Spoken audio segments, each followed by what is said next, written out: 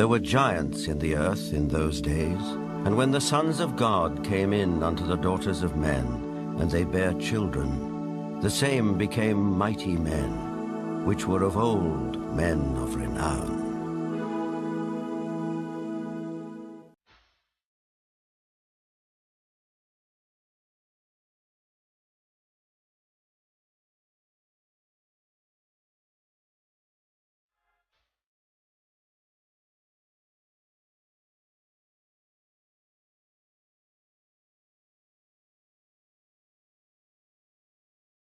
The Maya and Incas of South America believed a race of giants existed on Earth before the Great Flood.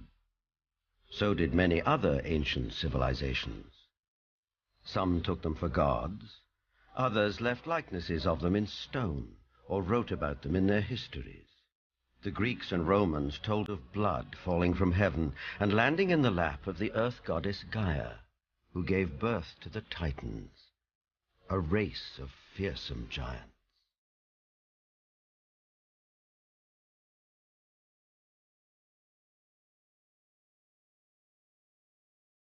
Perhaps the most famous of all was Goliath, the Philistine, one of 5 giant brothers. Vendell Jones is an archaeologist with a style of his own. He spent a lifetime tracking down Goliath and the Ark of the Covenant, with which the Jewish holy book of the Midrash tells us the giant made off. Goliath thrashed his way through the Israeli soldiers, ran over and scooped the ark up on his shoulder, slew Pinchas and Hophni, and took the ark back to the camp of the Philistines. It was in this field, 15 miles southwest of present-day Jerusalem, that legend says Goliath was finally slain, not by a giant warrior like himself, but by a puny boy, David, who, as this 9th century BC tablet indicates, would later become king of the Israelites. David reached into his script. He pulled out this black thing with long leather straps, and he put it on his arm and wrapped it like this, and said, "You have come against me with a buckler and the armor and a shield and a sword, but I'm coming against you in the name of the Lord God of Israel." Then he reached in and pulled out another set of leather straps, but this one had a stone in it.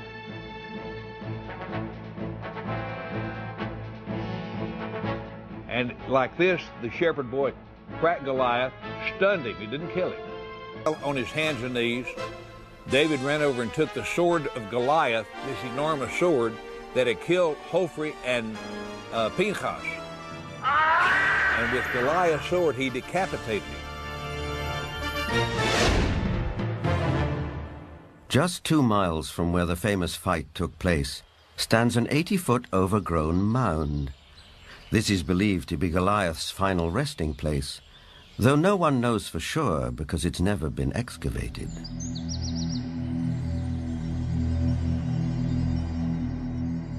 In the American Midwest, there are also many large mounds, which are said to be graves.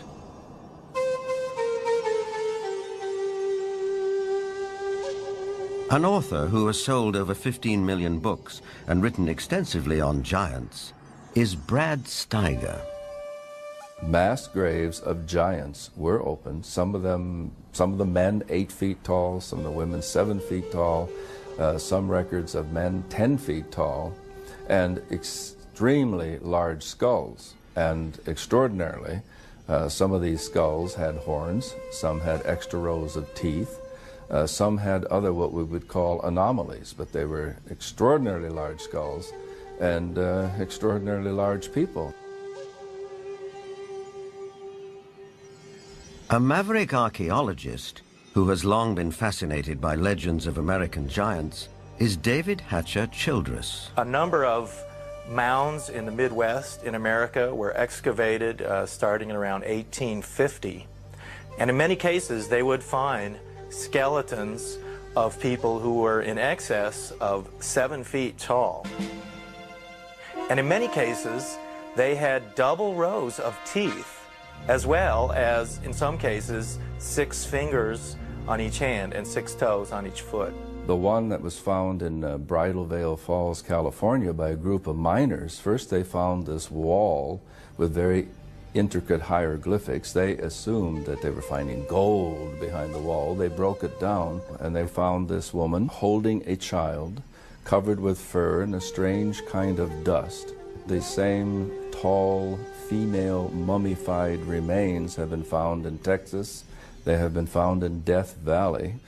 They have been found in other parts of California. These old photographs and newspaper clippings are all that survive of these mysterious giants. Winner of the Newsmaker of the Year award, journalist Jim Mars has a special interest in speculative science. Archaeology at that time was in a heyday. There was everybody that had a shovel was out trying to find something. But what's interesting is that the finding of these giant mummified bodies and giant fossils and bones, really you can't pin to any particular location. They were finding them in Greece, they were finding them in Italy, they were finding them in the Middle East, they were finding them in America. And even if you write off a few of those as perhaps a hoax or a misinterpretation of something else, you're still left with a tremendous amount of evidence to show that there were these giant beings at some point walking the earth.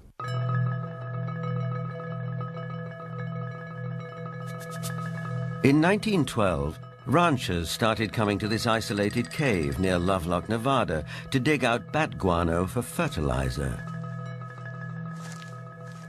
Inside, a surprise was waiting for them. They began excavating the 10 to 15 feet of guano that was here in this cave. They started discovering some unusual artifacts. They found duck decoys and baskets, other things for hunting and fishing in the nearby lake that's now drying up. But then they made some very unusual discoveries, and those were of red-haired giants that were mummified. These giants were 6.5 to 7 feet tall.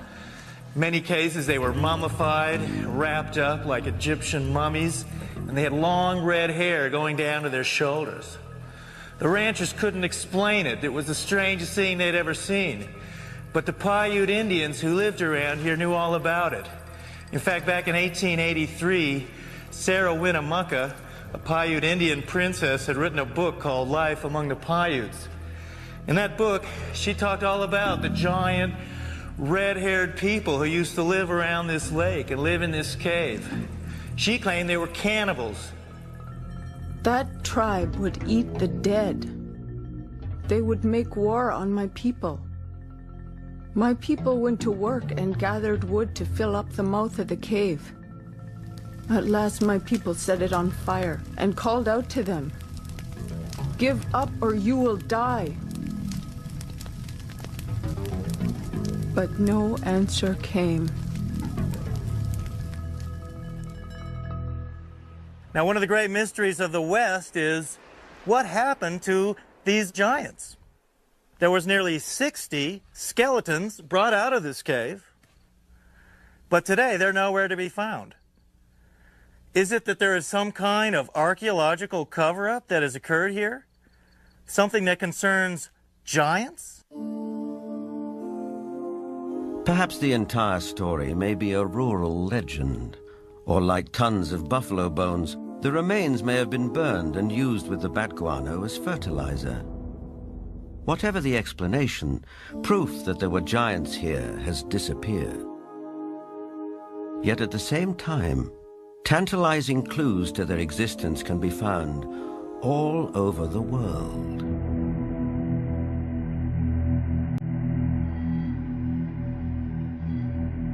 In South America, there are giant figures carved into rock so huge that at ground level it's hard to tell what they depict. Though from the sky, that becomes dramatically clear.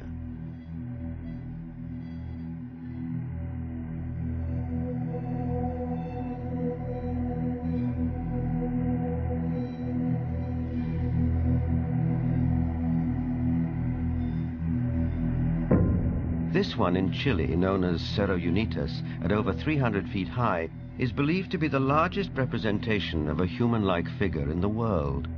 Who carved it and why remains a mystery.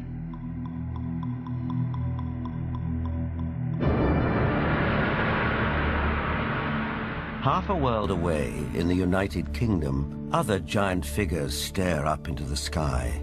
This one is known as Cerne Abbas near Shaftesbury. Cut into the chalky hillside, no one knows how long ago, it may represent the mythical hero Hercules. 160 miles away, the Long Man of Wilmington, 280 feet from head to toe. It emerges from the English hillside like a giant god from another era. Britain is crowded with such sites associated with giants. An authority on English folklore and the giants of Britain is Jennifer Westwood. In the beginning, in Britain, it was inhabited only by giants. And in those days, it was called Albion. And after the fall of Troy, a hero called Brutus came here with all his men and decided to conquer Albion. And so they battled for a bit with all these very savage giants. And they slew most of them. But there was one called Gog-Magog that they kept alive, 12 foot high. And he had a wrestling match with the Duke of Cornwall called Coroneus. And first one got the upper hand, and then the other got the upper hand. And then Gog-Magog broke some of Coroneus's ribs. And he got so enraged that he just picked up this 12-foot giant. And he ran to the coast, and he threw him over the cliff. And the giant was smashed on the stones below, and his blood stained the rocks red.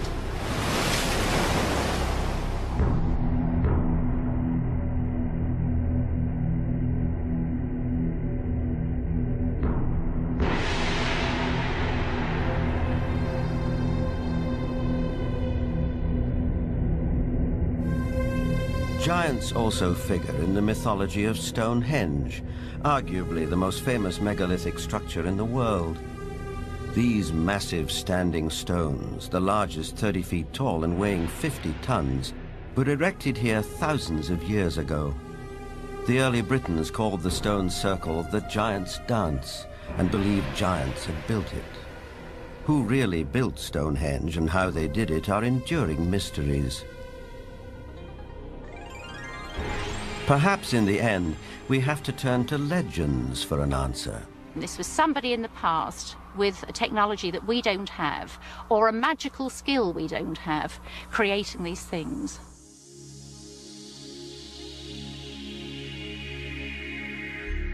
The spiral-shaped Gilgal Rephaim is situated in the Golan Heights, 50 miles from Damascus.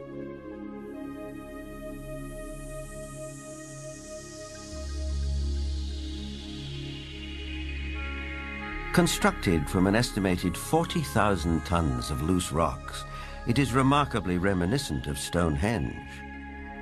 Both have been dated at around 5,000 years old and have similar megalithic stones.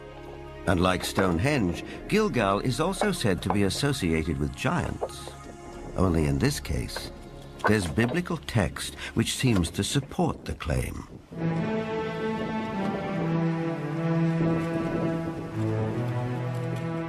Israeli archaeologist Daniel Herman is investigating the newly opened grave.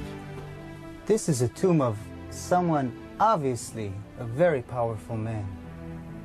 Look at the size of the stone slabs used. This must have taken an enormous amount of time and effort to construct.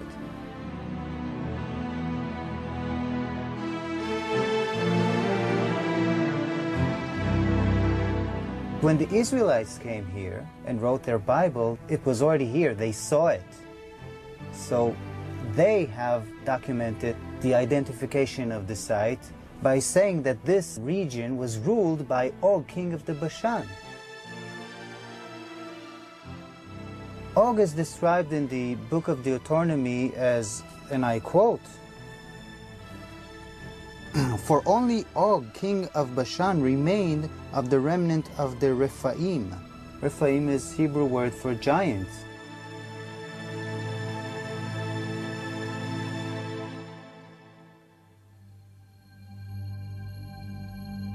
The surface of our planet is strewn with gigantic constructions dating back thousands of years. They're in the deserts, on the plains, under the oceans, high on the mountains, like those in South America. I think the world looked like the cities we see in Machu Picchu, Tiahuanaco, Sacsayhuaman.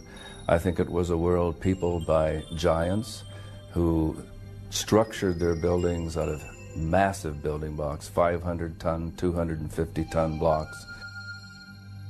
Massive ruins, the scale of which stagger the imagination, are found throughout Central and South America.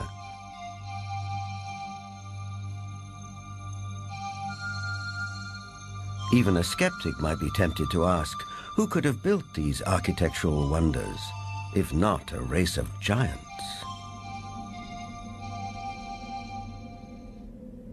People of the Mediterranean island of Malta have an ancient belief that their island was known as the last stronghold of the giants of Europe. An explorer who has made a lifelong study of megalithic structures is the best-selling author of The Eyes of the Sphinx, Eric von Daniken. Malta has gigantic temples. They date really back to the past. Nobody knows exactly, but 5,000 years at least BC. And one of the temple in Gozo still today has the name the Temple of Giant, Gigantia, they call it there. A local legend says the temple was built by the giantess Sansuna. The blocks are so huge, so heavy, that no normal human being could have moved it. In Bolivia, only 30 kilometers from Lake Titicaca, there are gigantic stone platforms all over the place. The largest of it was once 29 meters long. Its weight has been calculated with 900 tons.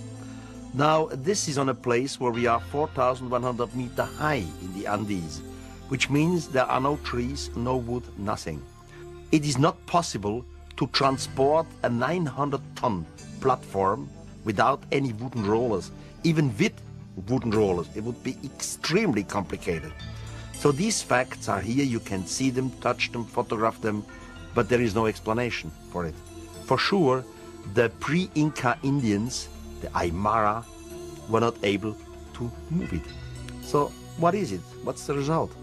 We don't know. On many places on Earth, we find structures which could be related or to ETs, to a technology which we do not understand, or to giants. ETs, giants, a secret technology? Believers take it in their stride. Here's the best-selling author of Architects of the Underworld, Bruce Rux. The architects are that race or those races who built all the megaliths in the old world, the pyramids, Stonehenge. They are the people who walked before us, the ones who inhabited this world before we did. We have called them gods. We have sometimes called them giants. They left their handiwork behind, and we have not been able to duplicate it. We've only reached the point now where we can really appreciate it. In Lebanon, 44 miles from Beirut, are the imposing ruins of Baalbek. There is mention of this place in the Old Testament's Book of Kings. Baalbek in particular is a very good example. That has the trilithon. Those are the largest stones in the world ever used for construction. They're so large we don't even know their actual weight. Those stones were somehow quarried, moved 5 miles, lifted 25, 30 feet in the air, and placed together so closely that you can't fit a razor blade or a piece of paper in between them. We have no idea how they did it. We don't have a crane in the world that can lift weights anywhere near what those things are. No one knows for sure, but according to Arab tradition, the earliest temples were built here after the Great Flood by a tribe of giants for the biblical king Nimrod.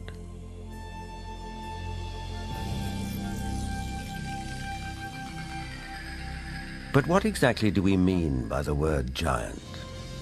Bloodthirsty monsters like the one-eyed Cyclops of Homer's Odyssey? Or the fee-fi-fo-fum ogres of children's fairy tales?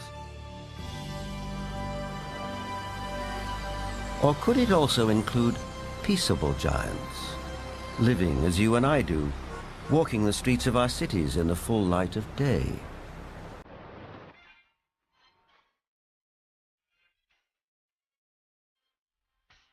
There are really two kinds of people who could be considered giants. There are giants who are genetically programmed to be tall, people who are normal, but their genes mean that their genes lead them to be very, very tall. And then there are people who suffer from some kind of a disorder, the most common of which, or at least the most well-known of which, is acromegaly, which is a disease in which there is too much growth hormone produced.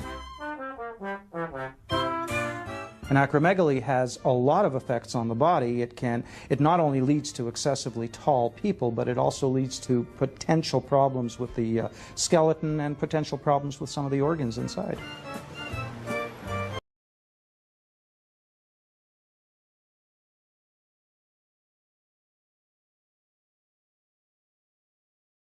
Lion is a healthy, well-proportioned, 7-foot-tall, normal young man. I just wish I were as tall as he was. But what makes a person unusually tall? Is it a family trait, nutrition, or something else? Are tall people just ordinary people of exceptional height? Certainly some tall people are giants in their profession, and if that happens to be basketball, they may be millionaires too. Genuine giants didn't always do so well. Here's Jack the Giant Killer presenting his latest capture to the king. Towards the end of the 19th century, this 9-footer was given to the Russian Tsar as a gift. For some of the vertically unchallenged, it was possible to make a modest living by displaying themselves in public. From there, it wasn't very far to the carnival freak show, which wasn't complete without one or more giants. Even after death, they could still draw a crowd. Anna Swan and her husband Martin, both 7.5 feet tall, went on tour as the world's tallest married couple. It probably took 2 storks to deliver their 24-pound newborn. Which brings us back to the question, where do they come from? Is it possible that in the dim and distant past they can trace their ancestry to a race of giants? The Weizmann Institute's award-winning scientist, Dr. Marvin Antelman, believes he has the answer. If we all have genetic material from the first man, then it is not surprising to find here and there that you would have a giant existing among us today, because there would be a recessive gene that would produce such a person. The Watusi tribe, for instance, are very large. The median height for most of their males is close to about 7 feet. They're extremely tall. There are biblical references to even taller people who lived in ancient times. Rabbi Itzhak Mamostin of the Center of Jewish Studies in Vancouver, Canada. It seems quite clear because of the references in Genesis and later on the book of Numbers and also in Deuteronomy, which are all fairly consistent with each other, that there were gigantic beings that seem to stem from pre-flood era.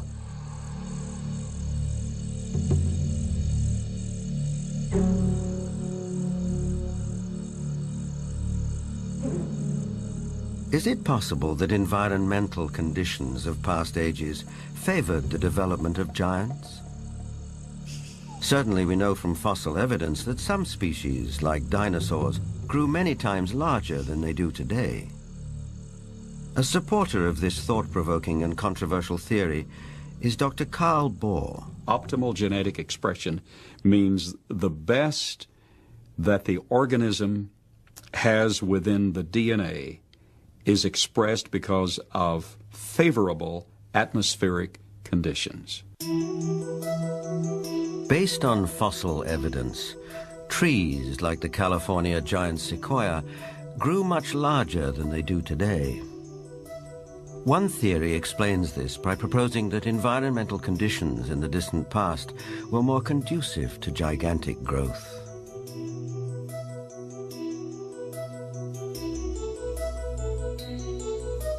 Under these described conditions, plants and animals would live longer, be much larger, and that's precisely what we find in the geologic column, in the fossil record. Plants were much larger. All living systems were larger. We have animals that today have an 8 or 9 foot stature with a 16 to 20 foot stature. We have insects.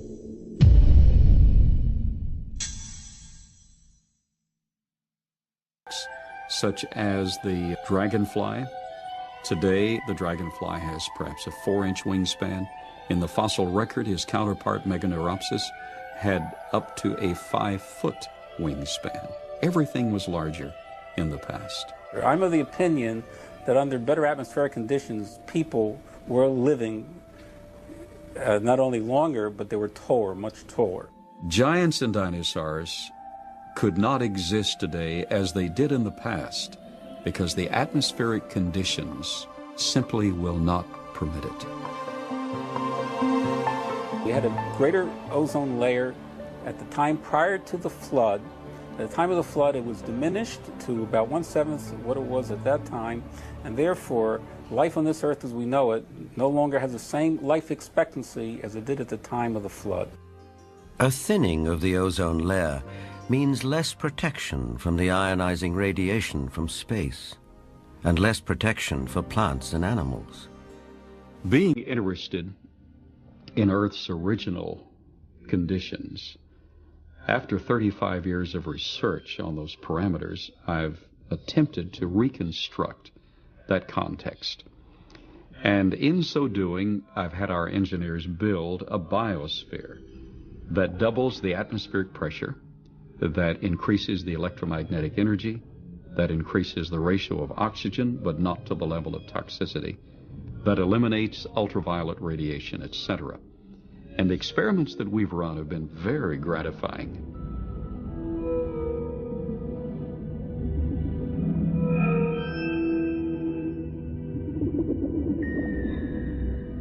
In our controlled scientific experiment, we have measured the effects of a pulsed electromagnetic field on biological systems. We have these Pacu piranha fish that normally at 3.5 years of age are about this size under optimal conditions. Yet we have them now in excess of 20 inches, weighing just under 5 pounds each.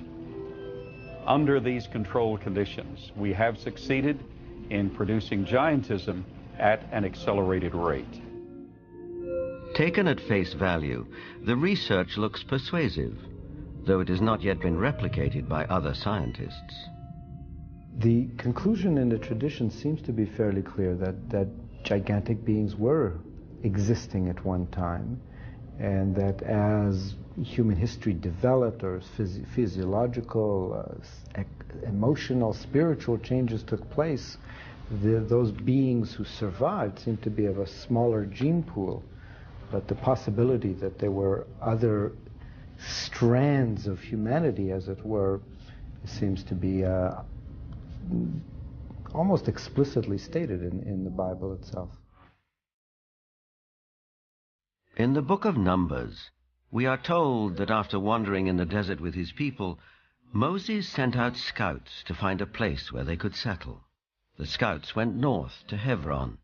On their return, they reported, "All the people we saw there are men of gigantic size. We felt no bigger than grasshoppers, and that is how we look to them."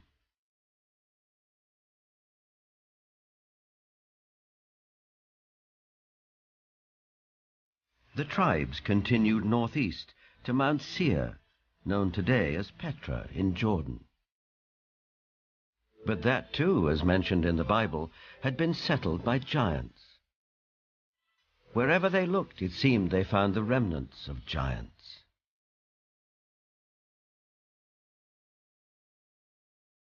If we look at Scripture, there were giants in the earth in those days. And if we take that literally rather than symbolically, that there were simply men of great powers and extraordinary abilities, then we could say that the first men, the first humans, were giants, or we could theorize that these giants came from somewhere else and used Earth as a colony. In itself, this notion is a startling idea. But a people more ancient than the Israelites believed the very same thing. They wrote that the giants were celestial beings who came not from Earth, but from another planet.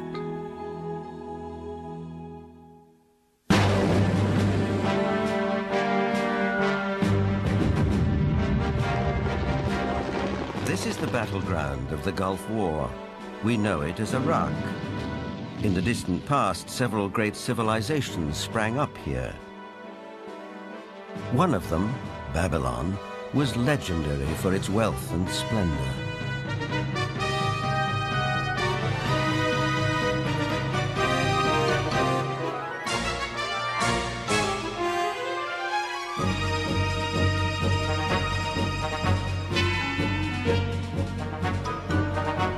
But long before Babylon, as long as 6,000 years ago, another remarkable civilization evolved. Its people were the Sumerians, who had an extraordinarily advanced culture. Their list of first just almost sounds like a whole list of our whole society. They had the first bicameral Congress, they had the first writing, they had the first school systems, and you just go on and on and on. So you have to ask, well, where did all this come from? And I think that you need to turn to the ancient Sumerians themselves and listen very carefully to what they have to say, because what they have to say, not just in one place, but over and over and over again, is that they were taught civilization by these beings that came from the heavens to the earth. They called them the Anunnaki.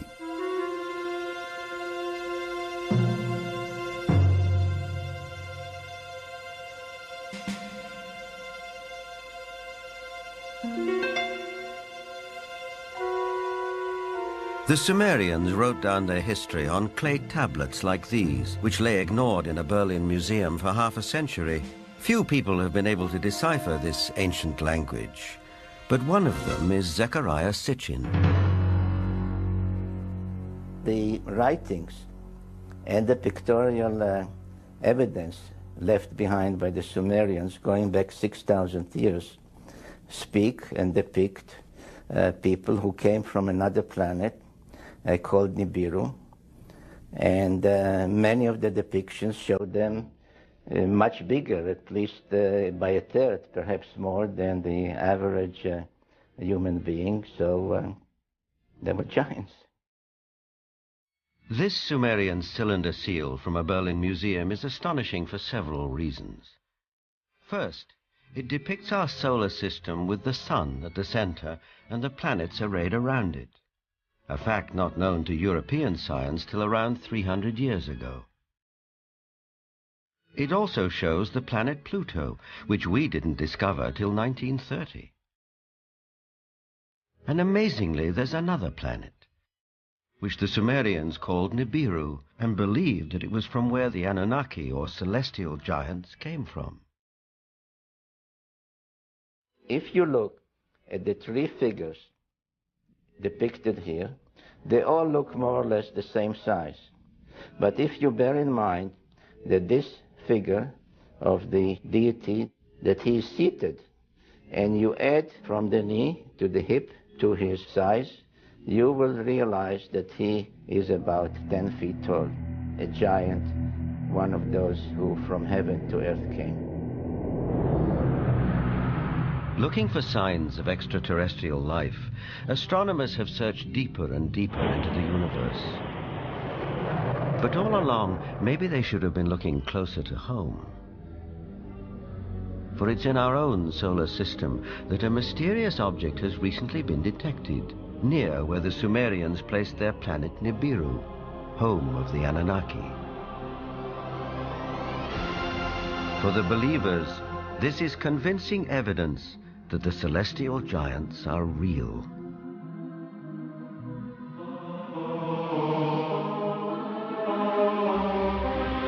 The ancient Sumerian text, just in a very broad overview, basically tell us that more than 400,000 years ago, that these Anunnaki came from space and landed on the earth in the Tigris-Euphrates Valley. They began to set up a colony that they called Eden. According to Genesis, Eden, or Eden, is where Adam was created from dust and Eve from one of his ribs. Others, however, have a more high-tech version of how human life began. In time, needing manpower, needing workers, jumped the gun on evolution using genetic engineering. They took the sperm of one of the Anunnaki, mixed that with the ovum of a primitive humanoid, probably one of these primitives that we are now finding archaeological remains of in Africa, the famous Lucy. And they produced a hybrid which eventually became Cro-Magnon or modern man. Legend has it that when the Anunnaki came back after several thousand years to see how their genetic handiwork had turned out, they found the Earth females irresistibly attractive. It starts in the Bible. There you can read, in the beginning at Moses, when the sons of the gods saw that the daughter of man were beauty, they took them to wife. Later, out of the body's womb, giants came. So destructive were these titans that the Anunnaki who fathered them decided to destroy them. The apocryphal book of Baruch even tells us how many giants were wiped out. The book of Baruch says, "Then the Lord created the great flood, destroyed all life, which then was on earth, including the 490,000 giants."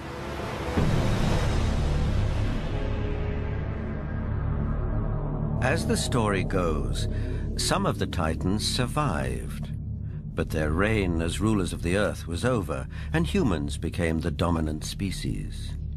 Still, the giants live on in memory, like something deep-rooted that comes from the beginnings of our existence. For some, this is far more than a simple memory. Perhaps they are the ones who report more and more encounters with giants emerging from UFOs. These believers will assure you that the Anunnaki or celestial giants are coming back.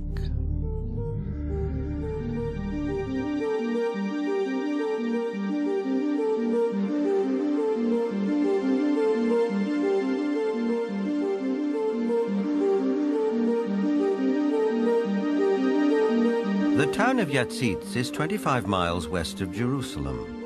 On January the 3rd, 1996, Chief of Security Herzl Constantini was at home when he heard a strange noise outside. When I opened the door, I was paralyzed with fear. I saw a gigantic being around 5 feet wide and 11 feet high. I estimate its weight at about 2 tons. I called the police, and 2 officers came over to the house.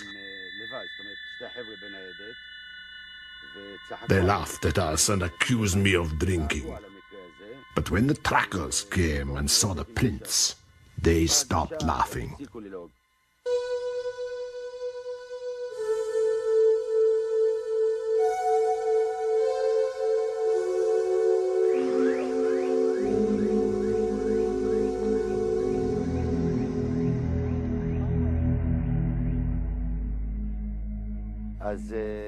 The tracks led right across my field. Many of them were 14 inches deep.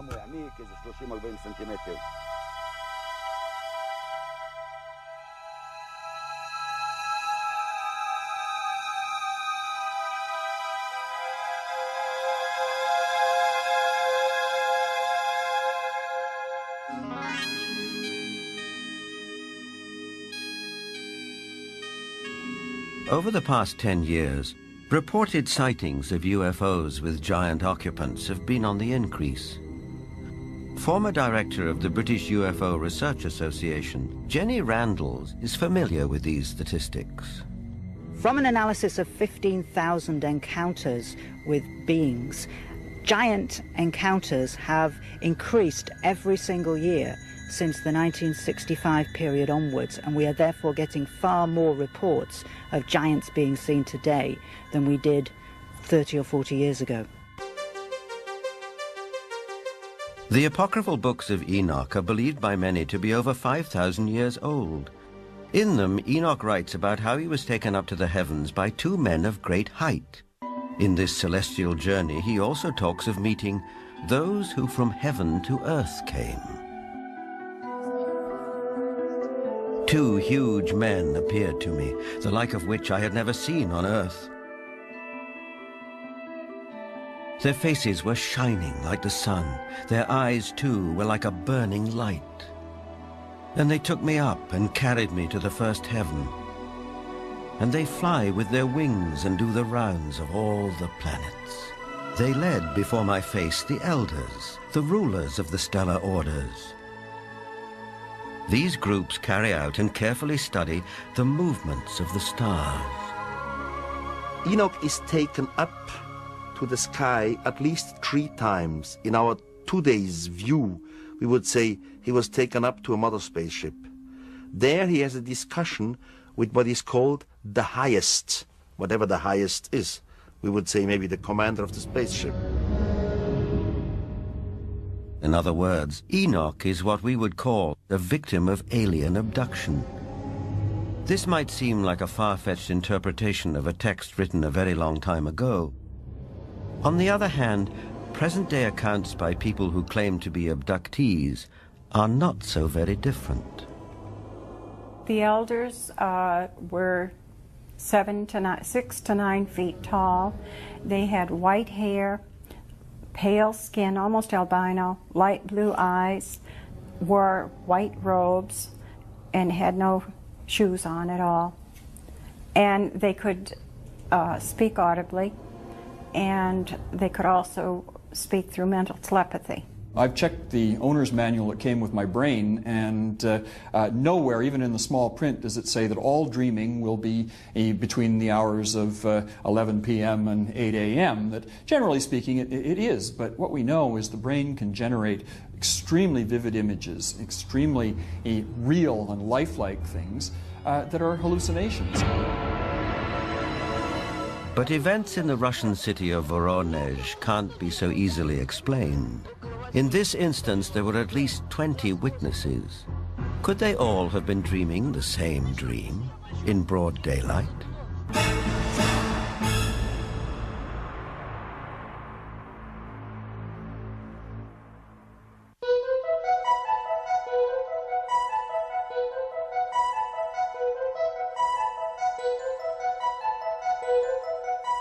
In September of 1989, something happened in the city of Voronezh, 200 miles south of Moscow, which caught the attention of the world press. For several weeks, strange lights were seen over the city. Then on September the 27th, it was reported that a spacecraft landed in one of the city's public parks, from which 3 alien giant figures emerged. Nothing remotely like this had happened in Voronezh before. Before coming to America in 1990, Ukrainian journalist Paul Stonehill covered the Voronezh story for the international press. Top Voronezh researchers of anomalous phenomena who include scientists, geologists, and also some military people went to the site immediately thereafter. They were on the site on the 3rd of October studying and collecting specimens.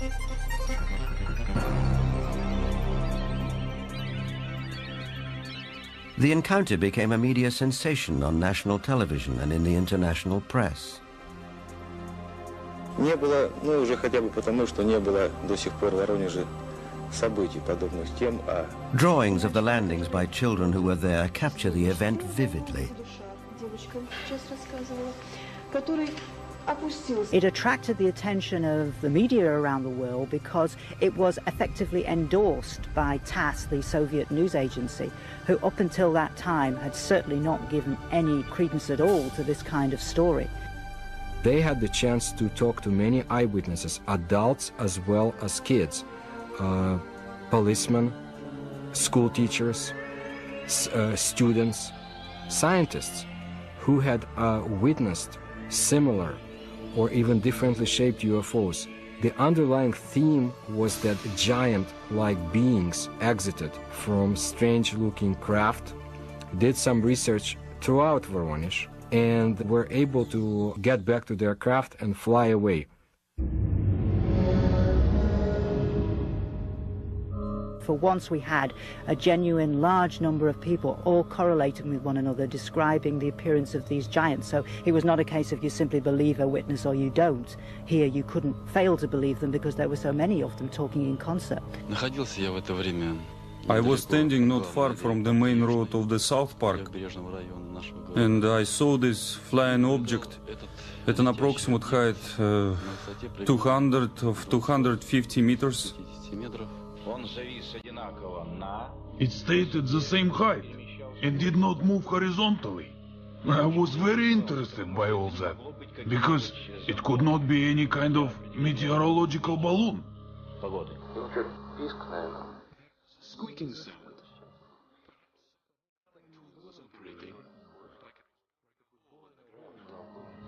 The creatures started coming out. They did not look too much like humans. They were much taller than humans. They did have shoulders, but I didn't see the head. He was huge, really huge, bigger than we are. He was a mighty figure. In 1989, Sergei Makarov was one of the school children who was in the Voronezh Park. I remember a crowd that gathered around the place. Everybody was scared. Everybody turned pale. I was absolutely flabbergasted. Denis Mozhenko was also one of the boys in the park on that day in September 1989. I saw some traces there, and also a strange man. Outwardly, he looked like any other man, only he was huge. A moment later, he suddenly disappeared. I had no doubt that the UFO and the giants existed, because I saw them. But sometimes when I look back, it seems sort of like a fairy tale.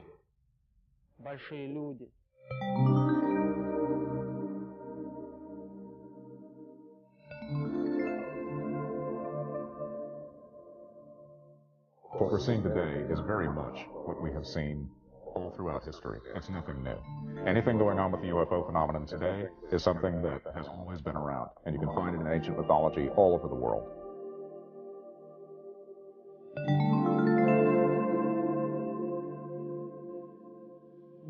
We have the legends, and of course, in some cases, we have cave paintings of giant-looking beings and even footsteps.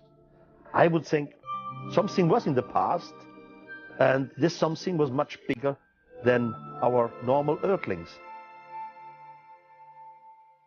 Were they indeed our fathers? They were the patriarchs who came before us, that all the legends refer to, the giants, the Olympians who lived before us.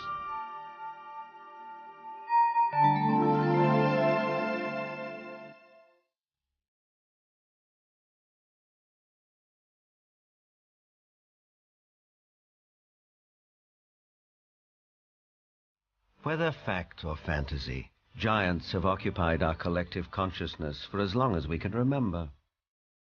But did a race of giants ever truly walk the earth? The ancient texts, as well as some of the evidence, suggest they did. And is it possible that recessive genes in the 7- and 8-footers that walk amongst us today could be connected to a former race of giants? Now, with reports like the giants of Voronezh, one wonders if perhaps the godlike giants of the Sumerians are coming back. But whether they are real, imagined, or allegorical, one thing is for sure. The mystery and the myth of giants will be with us for a long time to come.